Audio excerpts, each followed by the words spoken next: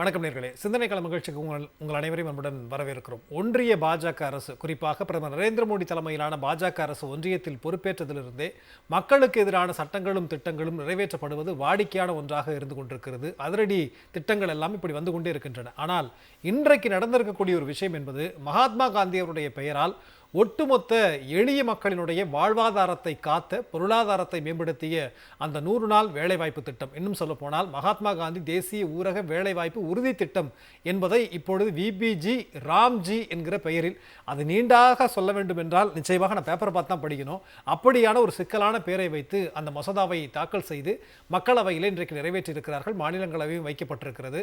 இந்த சட்ட திருத்தம் என்பது, இந்த புதுவிதமான சட்டம் என்பது 2 வகையில் எதிர்க்கப்படுகிறது. ஒன்று, மகாத்மா காந்தி அவருடைய பெயரை ஏன் எடுக்க வேண்டும்? இரண்டாவது, மாநிலங்களினுடைய தலையில் இந்த நிதிச்சுமையை அதிகரிப்பது. ஒன்றிய அரசே 100% நிதியை கொடுத்த இந்த திட்டத்திற்கு இனி மாநில அரசாங்கங்கள் 40% நிதியை கொடுக்க வேண்டும் என்கிற அடிப்படையிலே இந்த திட்டங்கள் எல்லாம் இந்தியா கூட்டணி எம்பிக்கள் எதிர்த்து நகலை கிழித்து எறிந்து ஆர்ப்பாட்டத்திலே ஈடுபட்டிருக்கிறார்கள். ஆனால் ஒன்றிய பாஜக அரசிற்கு திரும்ப திரும்ப தங்களுடைய அந்த கூட்டணியிற்கான அந்த சேவகத்தை செய்து கொண்டிருக்கிற எடப்பாடி பழனிசாமி அதை கண்டும் காணாமல் ஒரு அறிக்கையை வெளியிட்டிருக்கிறார். விரிவாக நாம் கடைபெற்றிருக்கிறோம். இன்றைக்கு நம்முடைய நிகழ்ச்சியில் திமுகவுடைய தரப்பிலிருந்து தமிழ்கா அமுதரசன் அவர்கள் இணைந்திருக்கிறார்கள், அவர்களுக்கு வணக்கம். அதே போன்று அரசியல் விமர்சகர் திரு துரைபாண்டியன் அவர்கள் இணைந்திருக்கிறார்கள், அவர்களுக்கும் வணக்கம்.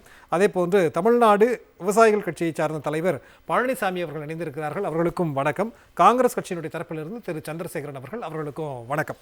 நான் முதல்ல பழனிசாமி சார் உங்கள்கிட்ட ஆரம்பிக்க விரும்புகிறேன். விவசாயிகளுக்கு, இன்னும் சொல்ல போனால் ஏழை எளிய மக்களுக்கு, கிராமப்புற மக்களுக்கு மிகப்பெரிய ஒரு நம்பிக்கை கொடுத்த திட்டம் அது. இன்னைக்கு அதை வேற விதமா மாத்திருக்கிறாங்க பாஜக. உங்களுடைய முதல் சுற்று பார்வை என்ன சார்? அதாவது கலைஞர் டிவிக்கு மிக பொருத்தமான முறையில், அதாவது காந்தியை மீண்டும் காவு கொடுத்த பாஜக குளியோண்டி புதர்த்திய இந்த திட்டம் மிக பொருத்தமான முறையில் இந்த தலைப்பிட்டிருக்கீங்க. அதில் முதலிலே வரவேற்கிறேன். குறிப்பாக 2005ஆம் ஆண்டு செப்டம்பர் மாதம் 5ஆம் தேதி இந்த 100 நாள் தேசிய ஊரக வேலைவாய்ப்பு திட்டம் இந்தியாவிலே துவக்கப்பட்டது. இந்த திட்டத்திற்கு மிகப்பெரிய அளவிற்கு அன்றைய முன்னும் இடதுசாரி இயக்கங்கள், திராவிட முன்னேற்ற கழகம் போன்ற பேர் இயக்கங்கள் இந்த திட்டத்தை கிராமப்புற விவசாயிகளுடைய, குறிப்பாக 25 கோடி பேர் கிராமப்புறத்திலே வேலை வாய்ப்பை பாதுகாக்கின்ற திட்டமாக இந்தியாவில் உருவாக்கப்பட்டது. அது படிப்படியாக ஆரம்பத்திலேயே ஒன்றிய அரசு தான் 100% இந்த தொழிலாளர்களுக்கு பணம் வழங்கியது. மாநில அரசுக்கு என்ன சொன்னால் வெறும் 10% தான். அதாவது உபொருள் வாங்குறதுக்கு, கடப்பாறை, மம்முட்டி, இந்த பொருள் வாங்குவதற்கு என்று 10% துவக்கத்திலே கொடுக்கப்பட்டது. பிறகு அது 75-25ஆக உருவாக்கப்பட்டது.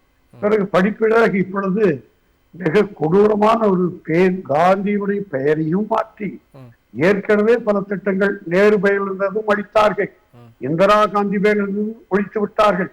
இப்பொழுது தேச விடுதலைக்காக வித்திட்ட அந்த தேசபிதா மகாமனுடைய பெயரிலே துவக்கப்பட்ட காந்தி பெயர் துவக்கிற திட்டத்தையே நொறுக்கி விட்டார்கள். அதுதான் நான் மிக பொருத்தமான முறையில் இந்த திட்டத்திற்கு குழி தோண்டி புதைத்து விட்டார்கள் என்று கலைஞர் டிவியிலே சொன்ன செய்தி மிக அச்சம்பெறாத 100க்கு 100 பொருத்தமான தலைப்பாகத்தான் நான் அதை பார்க்கின்றேன்.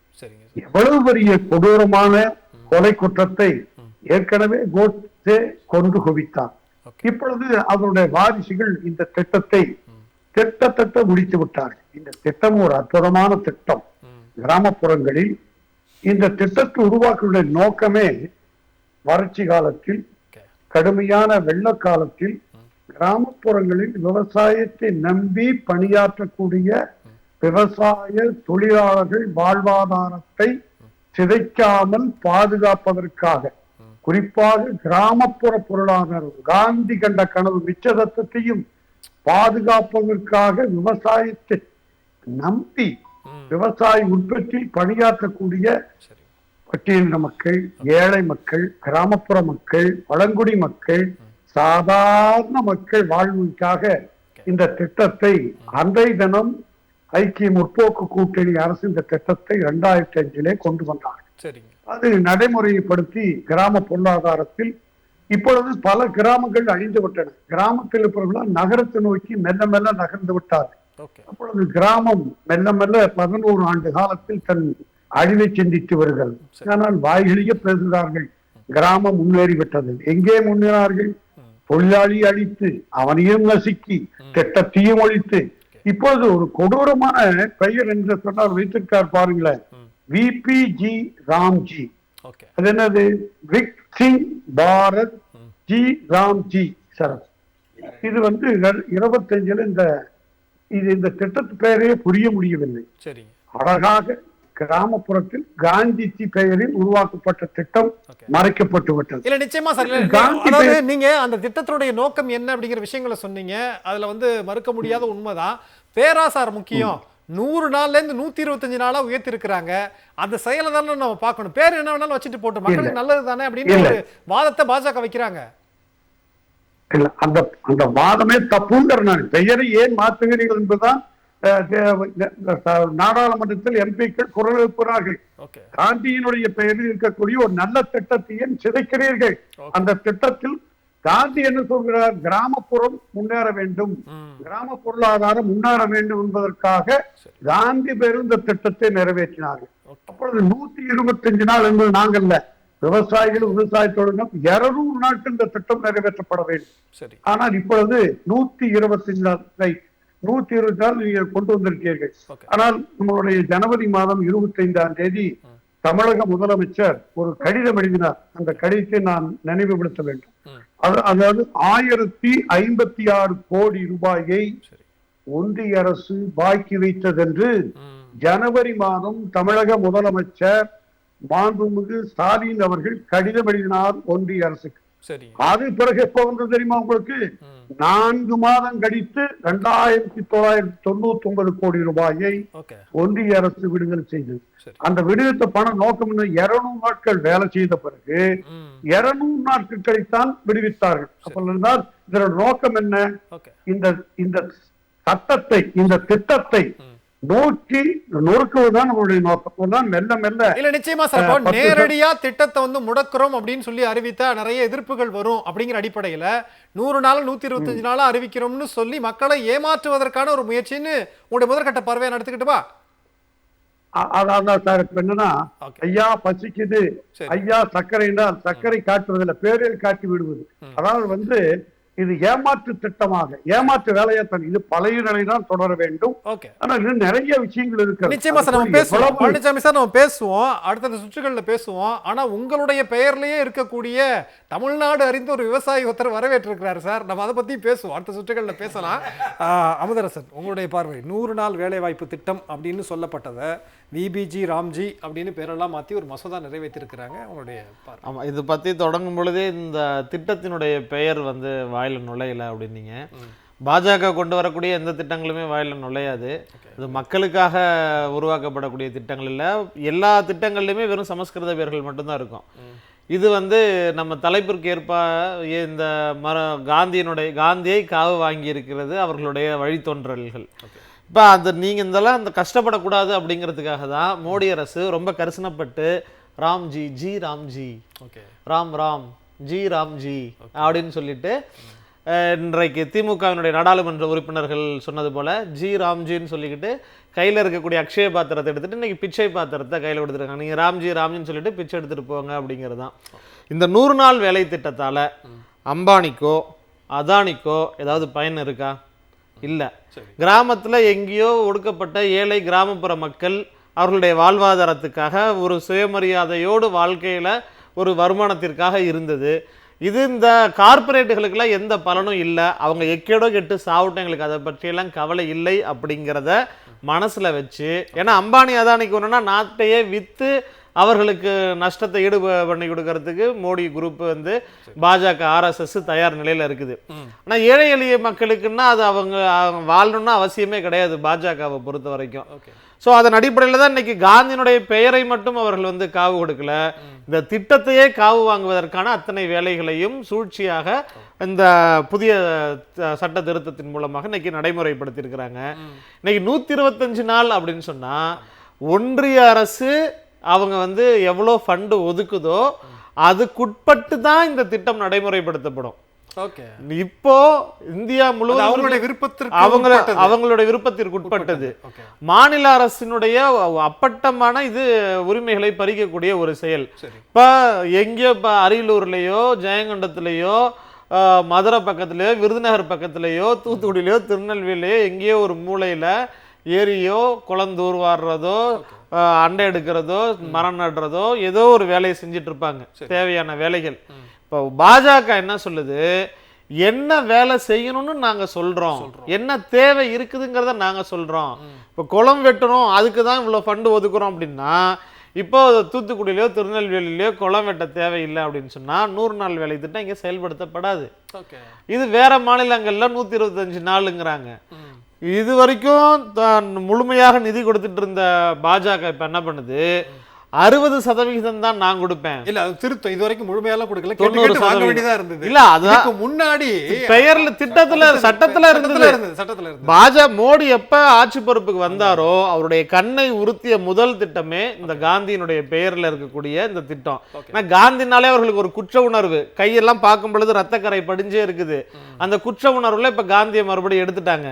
ரெண்டாவது, காங்கிரஸ் ஆட்சி காலத்துல காங்கிரஸ் கம்யூனிஸ்டுகள் இன்னைக்கு திமுக கூட்டணியில நடைமுறைப்படுத்தப்பட்ட மிகப்பெரிய சக்சஸ்ஃபுல்லான ஒரு திட்டம் எது அப்படின்னு சொன்னா இந்த 100 நாள் வேலை திட்டம். காந்திங்கிறவரையே திரைப்படம் வெளியில வந்ததுக்கு அப்புறம் தான் இந்த நாட்டு மக்களுக்கு தெரியும்னு சொன்னவர் நரேந்திர மோடி. திரைப்படம் வந்ததுக்கு அப்புறம் தான் காந்தியவே தெரியும். இந்த கூமுட்டைங்களுக்கு தெரியலன்னா காந்தி யாருன்னு தெரியாத போயிடுமா? அப்படி சொன்னவங்க இவங்க. இந்த திட்டம் ஒரு தோல்வியடைந்த திட்டம் அப்படின்னு சொல்லி வந்த உடனே அறிவிச்சவர் இவரு. அப்ப ஒவ்வொரு இது வந்து இந்த ஒட்டுமொத்தமாக காலி பண்ணக்கூடிய வேலை அப்படிங்கிறது 2014 இருந்தே பாஜக மோடி RSS கூட தொடங்கிருச்சு. அதனுடைய தொடர்ச்சியா நீட்சி தான் இன்னைக்கு நடந்திருக்குது. முதல்ல 88,000 கோடினா 60,000 கோடி, 60,000 கோடினா 40,000 கோடி, கொஞ்சம் கொஞ்சமா ஃபண்டுங்களை குறைச்சிக்கிட்டே வந்தாங்க. கிட்டத்தட்ட ஒரே சமயத்துல 5 கோடி மக்களுடைய இந்த ஜாப் கார்டு அதெல்லாம் வந்து கேன்சல் பண்ணாங்க. அதுக்கப்புறம் ஒதுக்கக்கூடிய ஃபண்டுங்களை குறைச்சாங்க. இப்ப மொத்தமா என்ன பண்ணலாம் அப்படின்னு சொன்னா இதை காலி பண்றதுக்கு மாநில அரசு இருந்தா நீ 40%, நான் 60%. அப்போ ஏற்கனவே ஒன்றிய அரசு மாநிலங்களுக்கு தர வேண்டிய நிதியை கொடுக்க மாட்டேங்குது. கல்விக்கான நிதியா கொடுக்கல, பேரிடருக்கான நிதியா கொடுக்கல, வளர்ச்சி திட்டங்களுக்கான நிதியா கொடுக்கல, மெட்ரோ ரயில் திட்டங்களுக்கான நிதியா கொடுக்கல, எதுக்குமே நிதி கொடுக்கல. இதுல மட்டும் நீ எப்படி கொடுப்ப?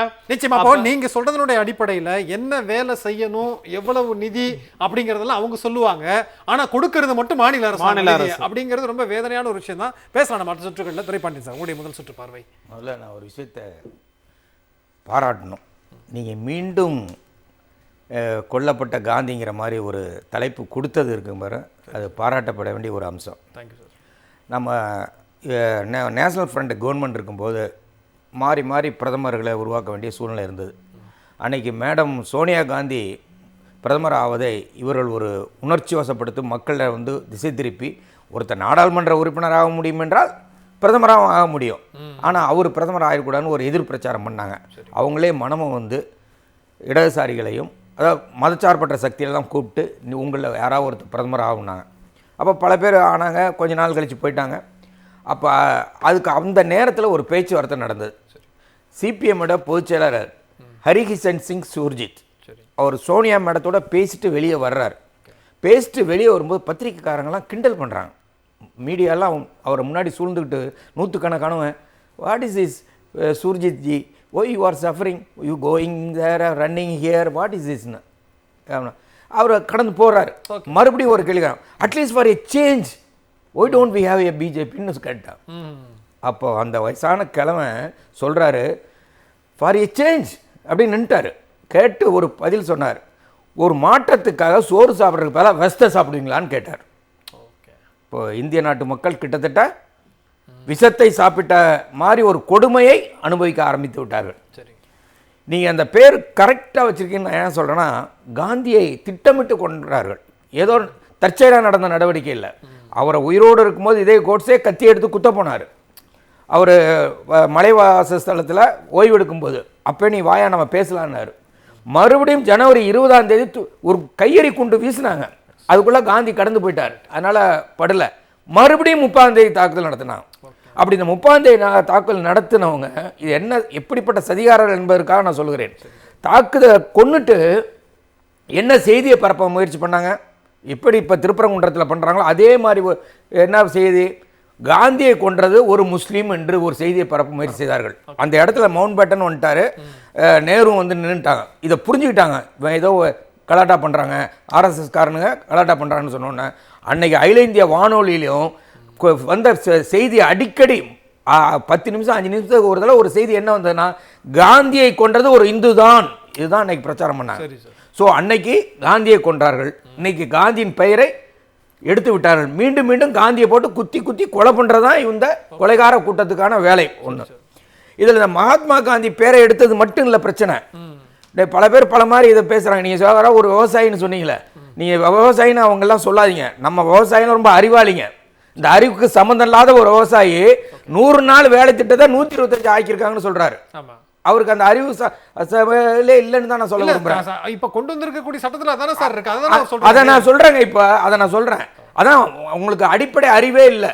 முதல்ல ராமாயணத்தை எழுதுன யாருன்னு தெரிஞ்சா தானே உங்களுக்கு விவசாயியோட நிலைமை என்ன, விவசாய தொழிலாளி நிலைமை என்ன, நம்முடைய மகாத்மா காந்தி ஊரக உறுதி வேலைவாய்ப்பு திட்டம் என்னன்னு புரிஞ்சுக்க முடியும்.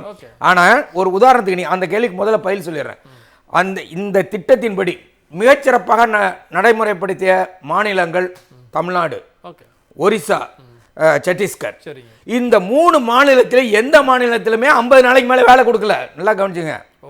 மொத்தமா ஆமா 100 நாள்னு சொன்னதுக்கு அப்புறமும் நம்மளால கொடுக்க முடியல. 7% இடங்களில் மட்டுமே, மொத்தம் 7% தான் 50 நாளுக்கு மேல வேலை கொடுத்துருக்காங்க. ஏற்கனவே 100 நாள் இருந்து 50 நாள் வேலை கொடுக்க முடியாதவன் இப்ப 125 நாள் ஆக்கி நீங்க வேலை கொடுப்பேன்னு சொல்றது ஏமாற்று வேலை. அவர் சொன்னார்ல, அதாவது இனிப்பு தடவிய விஷம் அப்படிதான் கொடுத்துறாங்க. ஒண்ணு. அடுத்த ஒரு முக்கியமான விஷயம் இருக்குங்க. அதாவது மத்திய அரசாங்கம் என்பது கல்வியாக இருந்தாலும், விவசாயமாக இருந்தாலும், உயர்கல்வியாக இருந்தாலும், எந்த துறையா இருந்தாலும் ஒற்றை அரசாக இருக்க வேண்டும். Unitary state. அவங்களுடைய பார்வை என்ன, யூனியன் ஆஃப் ஸ்டேட்ஸ்ங்கிறத அவங்களுக்கு பல்வேறு விதமான கலாச்சாரங்களை கொண்டதுதான் இந்தியா என்பதை அவர் ஏற்றுக்கொள்ளவில்லை.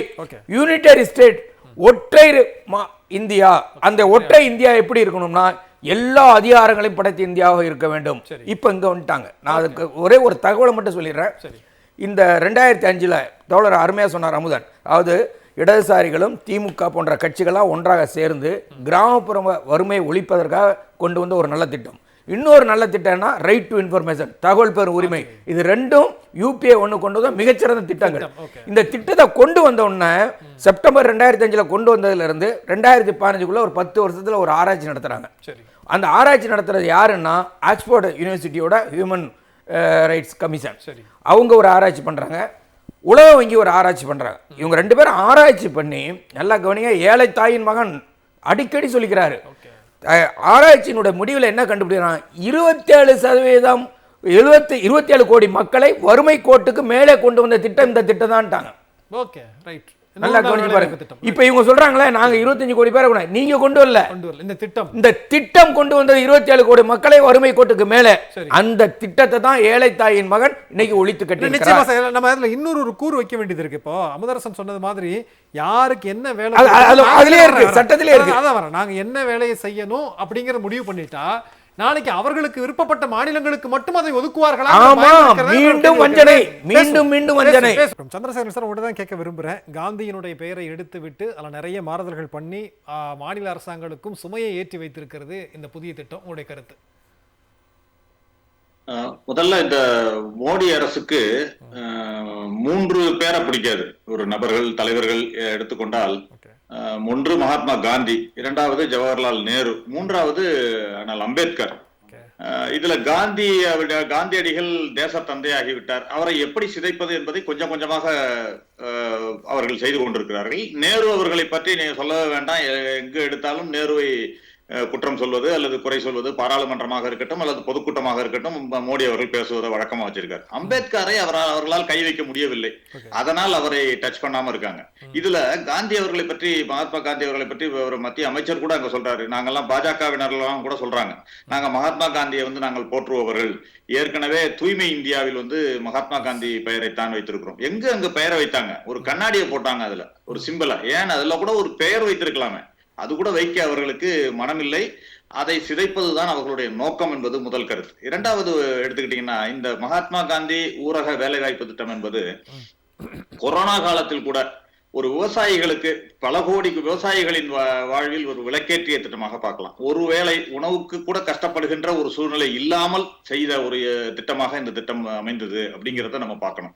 நீங்க இதுல இன்னொன்று, 15 நாட்களுக்கு பணி வழங்காமல் இருந்தால் அதற்கான இழப்பீட்டு தொகை வழங்கப்படும் ஒரு சரத்து ஏற்கனவே இருந்தது. இதை வைத்து பார்க்கும்போது பாத்தீங்கன்னா இது ரைட் டு ஒர்க் அப்படின்னு சொல்லலாம். நீங்க எப்படி right to information, right to இதெல்லாம் சொல்ற மாதிரி இது ரைட் டு ஒர்க், அவர்களுக்கு பணிக்கான உரிமை, வேலைக்கான உரிமை திட்டம் என்று சொல்லலாம். ஆனால் இப்பொழுது அது நீக்கப்பட்டிருக்கிறது. அதை சலுகையாக மாற்றி இருக்கிறார்கள். அவர்கள் விரும்பினால் கொடுக்கலாம் என்ற ரீதியில் செய்திருக்கிறார்கள். இன்னொன்று, பட்ஜெட்டை பத்தி எல்லாம் சொல்லிட்டு இருந்தோம். இவர்கள் வந்ததிலிருந்து பாத்தீங்கன்னா இந்த திட்டத்தை சிதைப்பதற்கான வேலைகள் தான் செய்து கொண்டிருந்தார்கள். 2020-21 கேட்டீங்கன்னா 1,11,500 கோடி ரூபாய் ஒதுக்கப்பட்டிருந்தது பட்ஜெட்ல. ஆனால் விடுவித்தது பாத்தீங்கன்னா 88,000 கோடி தான். ஆனால் இப்பொழுது 2023-24 அதே பட்ஜெட்ல 60,000 கோடியாக குறைக்கப்பட்டு விட்டது. அதே போல சராசரி வேலையும் என்பதும் 50% குறைந்து விட்டது. நீங்க 18 லட்சம் கோடி கிட்டத்தட்ட இந்த 10 ஆண்டு கால மோடி ஆட்சியில் கார்பரேட்டுகளுக்கு தள்ளுபடி செய்யப்பட்ட கடன் தொகை. நீங்க ஒரு வருஷத்துக்கு 1 லட்சம் கோடி எடுத்துக்கிட்டா கூட 2 லட்சம் கோடி கிட்டத்தட்ட தள்ளுபடி பண்ணிருக்காங்க. இவர்களுடைய ஆட்சி காலத்துல ஒரு வருடத்திற்கு சராசரியாக 2 லட்சம் கோடி கார்பரேட்டுகளுக்கு கடன் தள்ளுபடி செய்யப்பட்டிருக்கிறது. ஆனா அதுல 1 லட்சம் கோடி ஒதுக்கி இருந்தால் இதை செய்திருக்க முடியும், இந்த திட்டத்தை நிறைவேற்றி இருக்க முடியும். இது கிட்டத்தட்ட இந்தியா முழுக்க உள்ள 25 கோடி பேருக்கு மேல் உள்ள ஒரு விவசாயிகளுக்கு வாழ்வாதாரத்தை கொடுக்கின்ற ஒரு திட்டம். அதனை சிதைப்பதில் இந்த அரசு மும்முரமாக இருக்கிறது தான் நம்ம இன்றைக்கு ஒரு பெரிய கேள்வியாக இருக்க வேண்டியிருக்கு. இன்னொன்று, இது தமிழ்நாட்டுக்கு, குறிப்பாக தமிழ்நாட்டுக்கும் ஒரு எதிர்ப்பான திட்டம் குறிப்பாக என்று எடுத்துக்கொள்கிறேன். ஏனென்றால் இந்த திட்டத்தோட செக்ஷன் 22ல பாத்தீங்கன்னா பாவர்ட்டி பேஸ்டு அலாட்மெண்ட் என்று குறிப்பிடப்பட்டுள்ளது. அதாவது வறுமை கோடை வைத்து இந்த திட்டத்தை அலாட்மெண்ட் பண்றோம் அப்படின்னு சொல்றாங்க. அப்படி பாத்தீங்கன்னா குஜராத் இன்றைக்கு 30% பிலோ பாவர்ட்டி லைன்ல இருக்காங்க. தமிழ்நாடு 2% தான் இருக்காங்க. அப்படி என்றால் நமக்கு தமிழ்நாட்டுக்கு எப்படி அலாட்மெண்ட் வரும் என்பதையும் நீங்க பார்க்கலாம். இப்படி அதில் மாநிலங்களிலும் பாரபட்சம் காட்டப்படுகிறது. இன்னொரு குறிப்பை இவங்க சொல்றாங்க, நம்ம பாரபட்சம்ன்றதை விட எந்த இடத்துல வளர்ச்சி இல்லையோ அவர்களை சமநிலை ஆக்குறாங்கன்ற ஒரு பார்வை வைக்க வேணாமா? ஏற்கனவே ஜிஎஸ்டியுடைய நிதி கொடுக்கும்போது கூட அப்படிதான். தமிழ்நாட்டுக்கு 29 பைசா, வட மாநிலங்களில் உத்தரப்பிரதேசத்துக்கு 3 ரூபாய் கிட்டத்தட்ட அந்த மாதிரியான விஷயங்கள் போகுது. காரணம், நாங்கள் ஈக்குவலாக கொண்டு வர்றோம் அப்படிங்கிற விஷயங்களை அவங்க முன்வைக்கிறாங்க. அதே பார்வை தானே சார் இதுவும்? நீங்க அதாவது சமநிலையா கொண்டு வர்றது என்பது பள்ளத்தில் இருப்பவர்களை மேட்டுல தூக்கி விடலாம். ஆனா மேட்டுல இருப்பவங்களை பள்ளத்துல தள்ளுறது கிடையாது. சமநிலையாக்குவது என்பது அது பொருள் அல்ல. இவர்கள் செய்வது அதைத்தான் செய்து கொண்டிருக்கிறார்கள். நீங்க இந்த திட்டத்தின் மூலமா பாத்தீங்கன்னா கிட்டத்தட்ட கிராமப்புற பொருளாதார வாழ்வுல ரொம்ப முக்கிய பங்காற்றுறது இந்த திட்டம். அதே மாதிரி நகரங்களுக்கு இடம்பெயர்ந்ததை கொஞ்சம் தடுத்தது. இதெல்லாம் டேட்டால சொல்றது. நகர்ப்புறங்களுக்கு இடம்பெயர்ந்ததை தடுத்தது இந்த கட்டமைப்பு. இந்த திட்டம் ஆரம்பிக்கப்பட்டதிலிருந்து கட்டமைப்போட அமைக்கப்பட்டதோட மதிப்பு 9.5 கோடி என்று சொல்லப்படுகிறது. அதே போல பயனடைந்த குடும்பங்கள் 4.72 கோடி. 3 கோடி நீர்நிலைகள் சீரமைக்கப்பட்டுள்ளன. அது மட்டுமல்ல, இதுல ஒரு குறிப்பா சொல்ல போனா 59% பெண்கள் இதுல பயனடைந்திருக்கிறார்கள் இந்த திட்டத்தின் மூலமாக அப்படின்னு சொல்லப்படுது. அதனால இது வெறும் விவசாயிகளுக்கு எதிராக இவர்கள் செயல்படுகிறார்கள் அல்லது அடிநிலையில் உள்ள ஏழ்மை நிலையில் உள்ள விவசாய கூலிகளை பாதிக்கின்ற ஒரு விஷயத்தை செய்கிறார்கள். அது மட்டுமல்ல, பெண்களையும் பாதிக்கக்கூடிய ஒரு விஷயத்தை செய்கிறார்கள் என்று நம்ம எடுத்துக்கலாம். அவர்கள் இன்னொன்று சொல்லுகின்ற ஒரு விஷயம் என்னவென்று சொன்னால், இதில் முறைகேடுகள் நடக்கிறது, அதை தடுப்பதற்கான திட்டத்தையும் நாங்கள் இதில் சேர்த்திருக்கிறோம், கொண்டு வந்திருக்கிறோம் சொல்றாங்க. நீங்க முறைகேடு ஒரு திட்டத்தில் எந்த திட்டமாக இருந்தாலும் சில முறைகேடுகள் நடக்கலாம் அல்லது சில தவறுகள் நடக்கலாம். அதற்காக அந்த திட்டத்தையே ஸ்வாப் பண்றது, அந்த திட்டத்தையே க்ளோஸ் பண்ணுவது என்பது எப்படி முடியும், எப்படி நடக்கும் அப்படிங்கிறது தான் கேள்வி, நம்மளோட கேள்வி. நீங்க அது கூட ஒரு அமைச்சர் பாராளுமன்றத்தில் உள்ள கேட்கப்பட்ட ஒரு கேள்விக்கு என்ன சொல்றாருன்னா, இந்த 100 நாள் வேலை திட்டத்தில் பல முறைகேடுகள் தடுக்கப்பட்டு 3 விதமான ஸ்கீம் இதுல வந்து புகுத்தப்பட்டிருக்கு அப்படின்னு சொல்றாரு. என்ன சொல்றாருன்னா, ஒன்று Jio take system with ISRO அப்படின்னு சொல்றாரு. அதாவது ISRO மூலமாக ஜியோ டேக் எந்த இடத்துல பணி செய்யறாங்களோ, ஏன்னா பணி செய்யாமல் உட்கார்ந்து இருக்காங்கன்னா வேகா நம்ம பேசுறோம், அந்த இடத்துல எந்த இடத்துல பணி செய்யறாங்களோ அவர்கள் அதை புகைப்படம் எடுத்து ஜியோ டேகோட அனுப்பணும். அனுப்பி அதை வெரிஃபை பண்ணி தான் அந்த பேமெண்ட்டை கொடுப்பாங்க. அது மட்டும் இல்லாம இன்னொன்று நேஷனல் மொபைல் மானிட்டரிங் சிஸ்டம் அப்படின்னு சொல்றாரு. அதாவது அகில இந்திய அளவுல எந்த இடத்துல எங்கு வேலை செய்கிறார்கள் என்பதையும் மானிட்டர் பண்ணக்கூடிய சிஸ்டமும் இணைக்கப்பட்டிருக்கிறது. மூன்றாவது, பேமெண்ட்ல ஏதாவது முறைகேடு நடக்குமா என்று கேட்டால் ஆதார் பேஸ்டு பேமெண்ட் அப்படின்னு சொல்றாரு. அப்படிங்கிறப்ப ஆதாரோடு இணைக்கப்பட்ட பேங்க் அக்கவுண்ட்ல தான் அதை இணைக்கிறாங்க, அதை பேமெண்ட்டை வழங்குறாங்க. இதில் எந்த இடத்தில் முறைகேடு நடந்திருக்கிறது என்பதையும் நம்ம கேள்வியா வைக்க வேண்டியிருக்கு. ஆக இவர்கள் சொல்வது எல்லாம் வேண்டுமென்றே பொய். இப்பொழுதுதான் அதை சரிப்படுத்துகிறோம் என்று சொல்வது இவர்கள் fraud. இல்ல, இப்போ நீங்க சொல்ற விஷயங்கள் அப்படிங்கறதெல்லாம் இந்த வந்து டெக்னிக்கலா நாங்க வேலை பாக்குறாங்களா இல்லையா உறுதிப்படுத்துறது எல்லாமே வேலை ஆட்களுக்கு இருக்கலாம். ஆனா இந்த வந்திருக்கக்கூடிய புதிய சட்டத்துல யாரு வேலை கொடுக்குறாங்களோ அந்த அதிகாரிகளும் வந்து அதை வந்து உறுதிப்படுத்தணும் அப்படிங்கிற மாதிரி சொல்றாங்க. அதுதான் ஒரு பெரிய பிரசா சொல்றாங்க. அரசு அதிகாரிகளுமே அங்கேயே இருக்கணும், வேலை பார்க்கணும், வேலை பார்க்காமலாம் இருக்க முடியாதுங்கிற சீர்திருத்தங்களை அவங்க முன்வைக்கிறாங்க. இல்ல, நீங்க அதாங்க, நீங்க ரூபாய் நோட்டுல கூட தான் காந்தி இருக்காரு, காந்தி படம் போடப்பட்டிருக்கிறது. நாளைக்கு ஒரு கருப்பு பணம் இருக்கிறது என்பதற்காக அந்த ரூபாய் நோட்டுல உள்ள காந்தி படத்தை எடுத்துருவீங்களா? இல்ல. அதாவது ஒரு முறைகேடு நடக்கலாம், அல்லது ஒரு ஏதோ இடத்துல சில தவறுகள் நடக்கலாம். அந்த தவறை சரி செய்வதற்கு நீங்க என்ன செய்யணும்ன்ற முயற்சி எடுக்கணுமே தவிர. இல்ல, நிச்சயமா சந்திரசேகர், எனக்கு இதுல இல்ல அரசியல் ரீதியா ஒரு பார்வையோட ஒரு கேள்வி வைக்க வேண்டியது இருக்கிறது. ஏற்கனவே காந்தியினுடைய பெயரை சம்பந்தப்படுத்தி ஏன் நீங்க வந்து சோனியா காந்தி, ராகுல் காந்தி, ராஜீவ் காந்தி எல்லாம் வருது அப்படின்ற ஒரு கேள்வியும் கூட பார்லிமெண்ட்ல கேட்டவங்க தான்.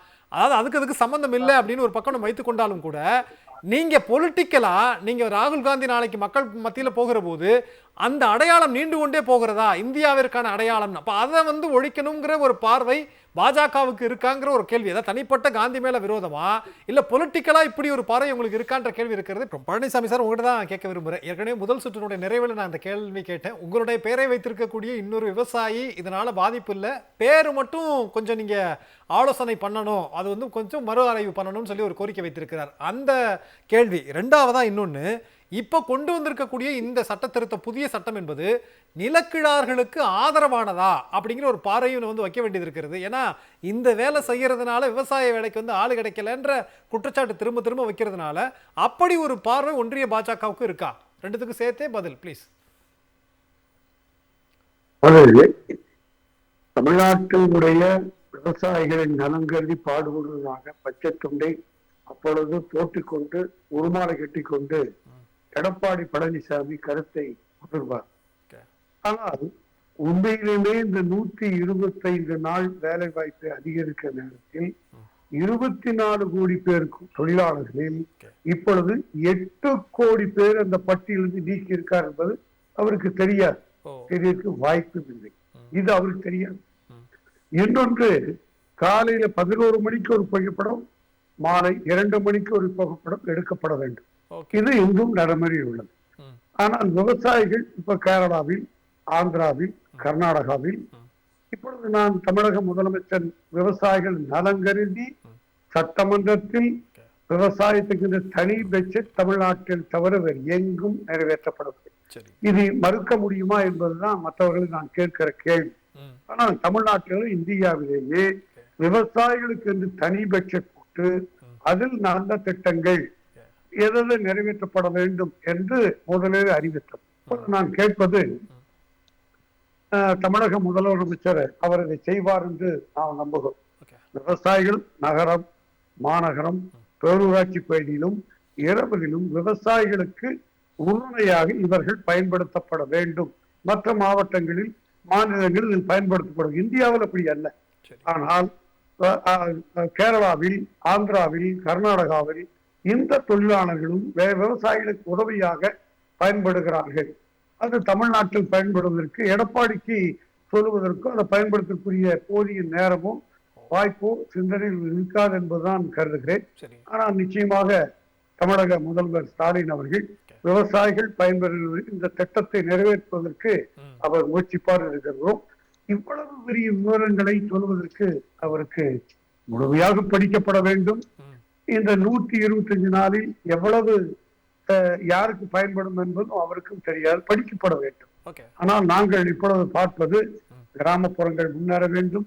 விவசாயிகள், விவசாய தொழிலாளர்கள், உணவு உற்பத்தி, கிராம திட்டம், இது முழுக்க முன்னேறுவதற்காக உருவாக்கப்பட்ட திட்டத்தை சிதைத்து ஒழித்து அடித்தொழித்து விட்டு பிஜேபி ராம்ஜி என்கிற பெயரிலே கொண்டு வருவதுதான் நிச்சயமா சார். என்னோட கேள்வியோட மையப்புள்ளி என்ன அப்படின்னா, நிலக்கிழாறுகளுக்கு ஆதரவானதா அப்படிங்கிற ஒரு பார்வை ஒன்று வைக்கிறாங்க. ரெண்டாவது, இந்த வேளாண் பருவ காலங்கள்ல 60 நாள்ல நீங்க வேலையை நிறுத்தி வச்சிருக்கணும், அதை முன்கூட்டியே மாநில அரசாங்கம் எங்களுக்கு சொல்ல வேண்டும் அப்படின்னு சொல்றாங்க. அப்ப பாஜக அரசுடைய நோக்கம் என்ன? இதன் மூலமாக இன்னும் பரவலா வேளாண் பெருசா பல்கி பெறுவதற்கு வாய்ப்புகள் இருக்கான்ற ஒரு பார்வையை பாஜக வைக்கலாம் இல்லையா? அவர் வைக்கலையே. எங்க வைக்கிறாங்க? வேளாண் துறையை முழுமையாக நசுக்கி இப்ப கால்நடை வளர்க்கக்கூடிய பாலுக்கு எங்கிருந்து வருகிறது? வெளிநாட்டிலிருந்து பாலை இறக்குமதி செய்து உள்நாட்டில் க்ளோஸ் செய்வது, கால்நடை வைத்திருக்க விவசாயிகளை அழிப்பதான் அவனுடைய திட்டம் இப்ப உருவாக்கி இருக்கார்கள். இதெல்லாம் முழுக்க கார்பரேட் நிறுவனங்களுக்கு ஆதரவான சட்டங்களை கொண்டு வருவார்கள் தவிர உண்மையிலுமே இந்த ஐக்கிய முன்னணி விவசாயிகள் கொண்டு வந்த இந்த திட்டத்தை சிதைக்காமல் நடைமுறைப்படுத்தினால் அவருக்கு நல்லது. இல்லென்றால் தமிழ்நாடு சட்டப்பேரவையில் அவர்களுக்கு பலத்த கடி விவசாய தொழில் கொடுப்பார்கள். இதுதான், இதை தவிர வேறு அவர்களுக்கு நிச்சயமா சார். அப்ப இந்த மாதிரியான சட்ட திருத்தங்கள் மூலமாக கார்ப்பரேட்டுக்கு ஆதரவாக இன்னும் பாஜக அரசு இதுலயும் ஒரு ஏதோ ஒரு நோக்கத்தோட உள்ள கொண்டு வந்திருக்கிறாங்கன்ற பார்வையும் அச்சத்தையும் நீங்க முன்வைக்கிறீங்க. நேரம் இல்ல, நிறைவான சொல்லுங்க, சொல்லி முடிச்சிருங்க ப்ளீஸ்.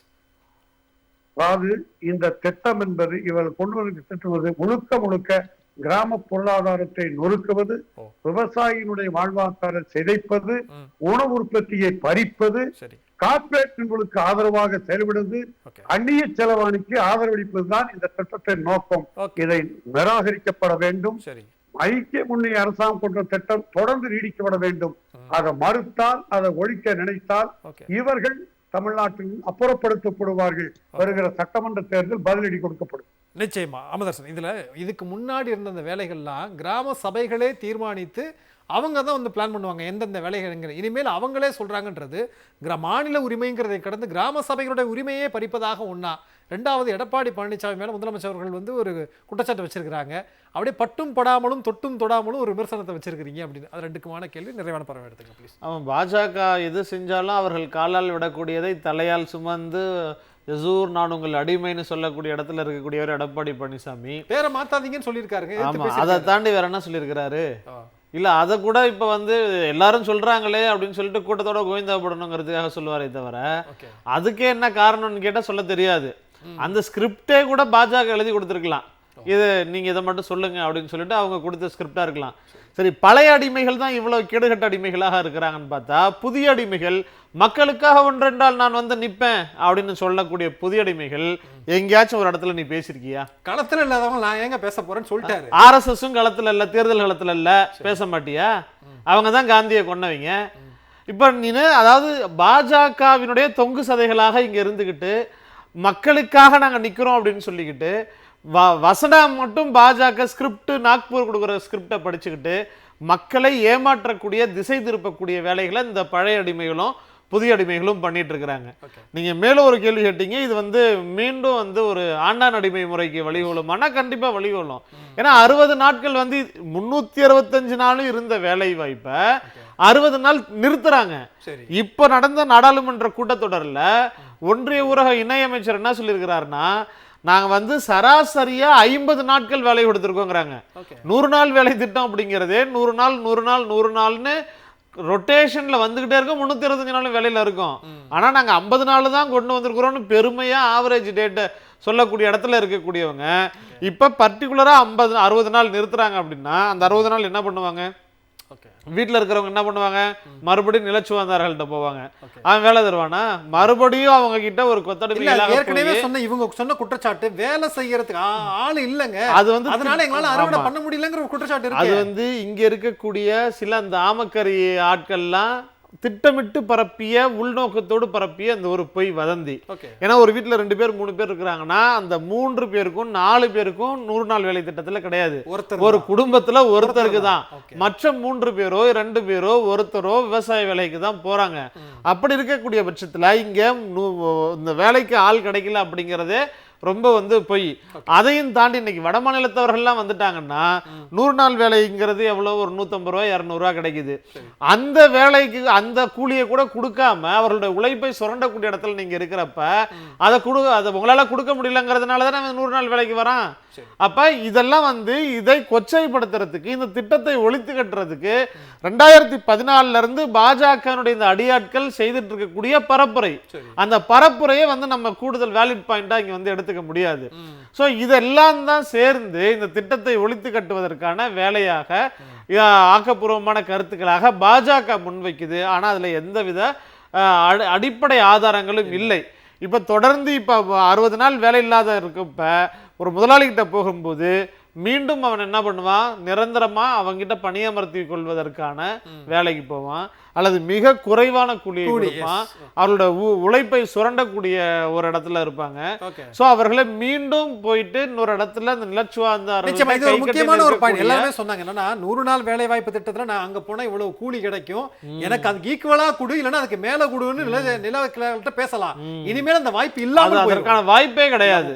அதை ஏற்படுத்தி கொடுக்கறது தான் வந்து இந்த பாஜக செஞ்சிட்டு இருக்கக்கூடிய ஒரு வேலையா பாக்குறோம். நிச்சயமா சார். நீங்க இந்த சட்டப்பிரிவு 4.5.4.6 சட்டப்பிரிவு, இந்த புதிய சட்டப்பிரிவு 5.1 முக்கியமான விதிகள் இருக்கு.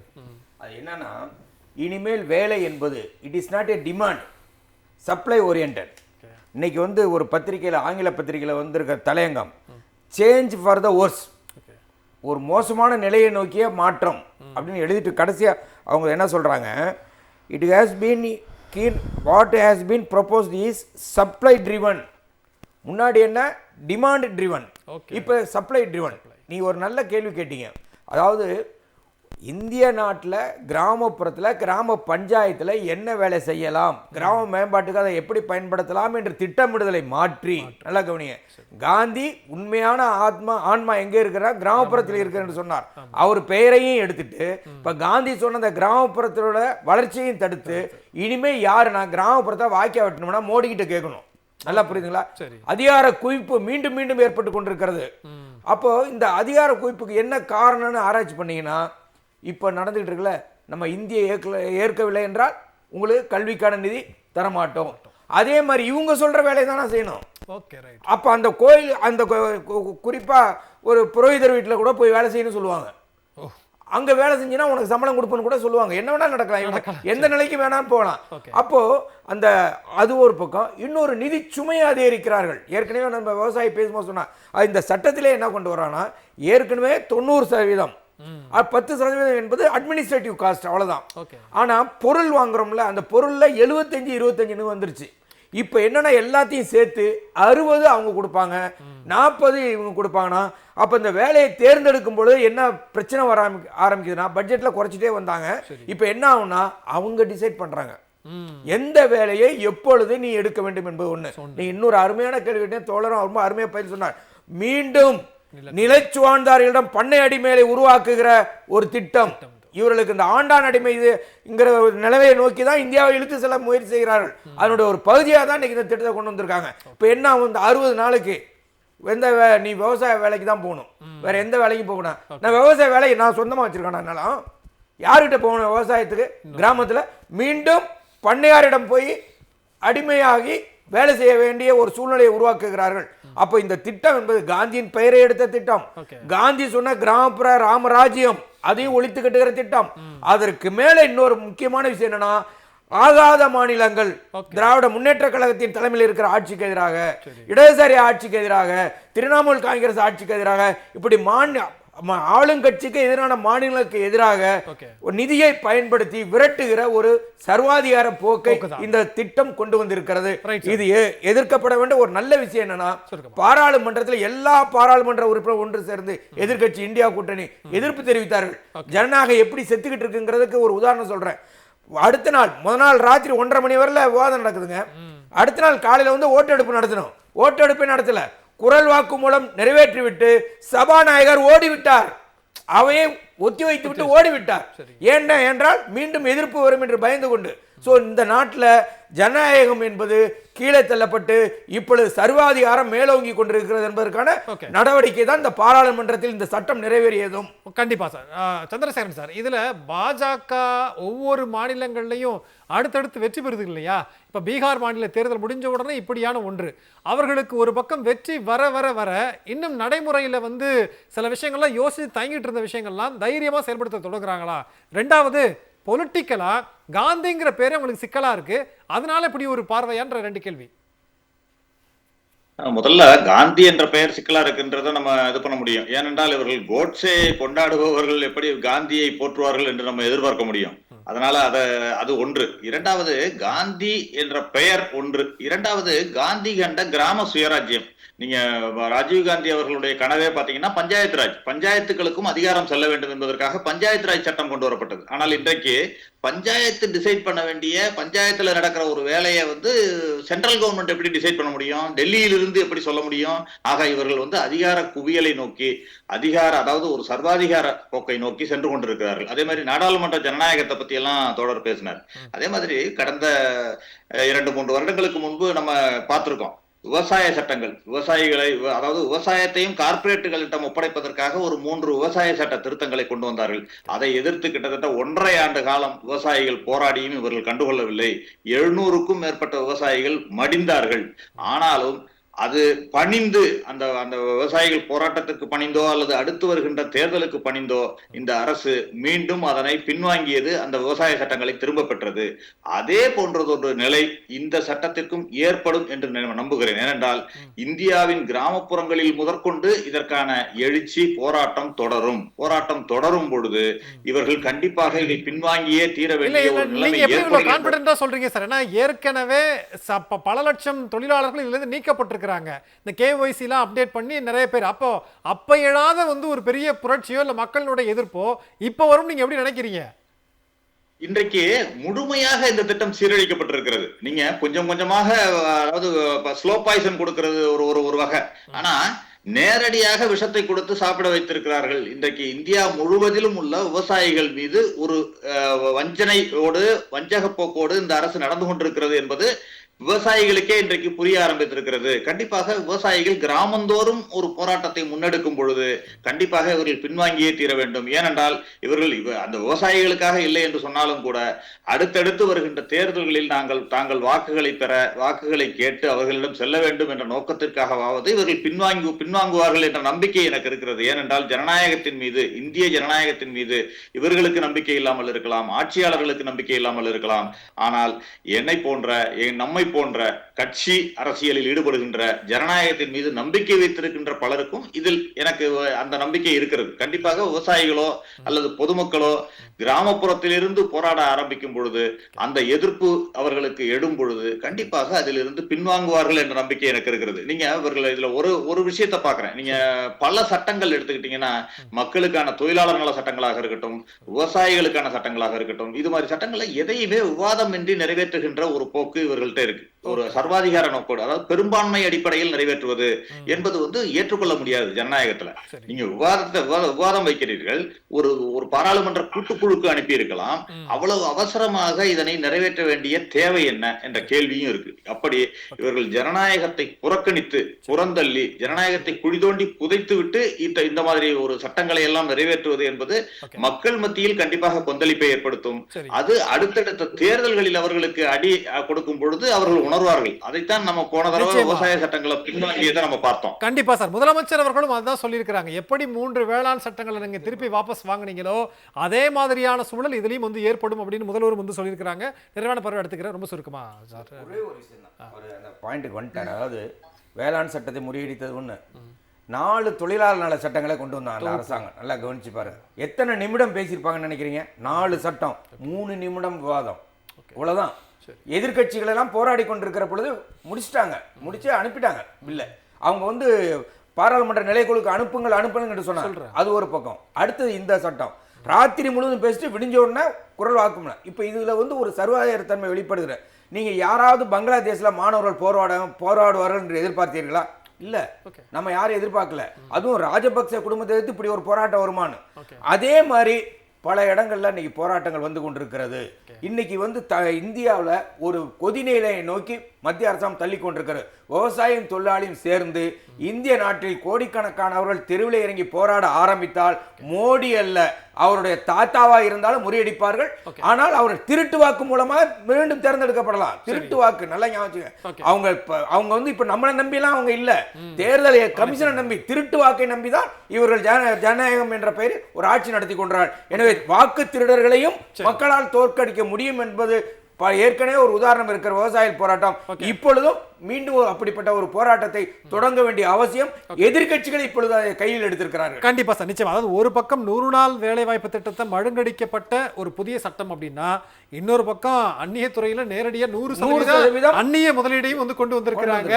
அதுவும் விவாதிக்கப்பட வேண்டிய விஷயம் தான். ஆனா நேரம் மேல முடித்துக் கொள்ள வேண்டிய கட்டாயத்தில் இருக்கிற மக்கள் சிந்திக்கிட்டு விவசாயிகளும் பார்த்துக்கிட்டு தான் இருக்கிறாங்க. பங்கு கொண்ட பிரச்சனை பேருக்கு மிக நன்றி. மீண்டும் ஒரு நிகழ்ச்சியில் சந்திக்கலாம். நன்றி, வணக்கம்.